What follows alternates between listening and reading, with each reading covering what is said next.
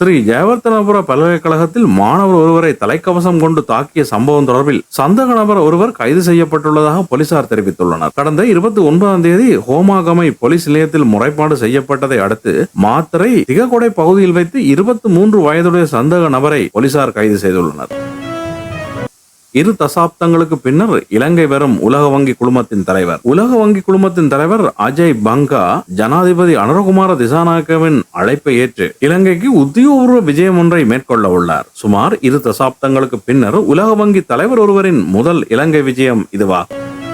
பிரசன்ன ரணவீரவுக்கு நீதிமன்றம் பிறப்பித்த உத்தரவு. போலி ஆவணங்களை தயாரித்து அரச காணியை விற்பனை செய்த வழக்கில் முன்னாள் ராஜாங்க அமைச்சர் பிரசன்ன ரணவீரவை எதிர்வரும் 19ஆம் தேதி வரை விளக்கமறியலில் வைக்குமாறு மகர நீதவான் நீதிமன்றம் உத்தரவிட்டுள்ளது. ஏலவே இந்த வழக்கில் முன்னாள் அமைச்சர் மேர்வின் சில்வா உள்ளிட்ட 3 விளக்கமறியலில் உள்ள நிலையில் பிரசன்ன ரணவீர நீதிமன்றத்தில் சரணடைந்ததை அடுத்து இந்த உத்தரவு பிறப்பிக்கப்பட்டுள்ளது.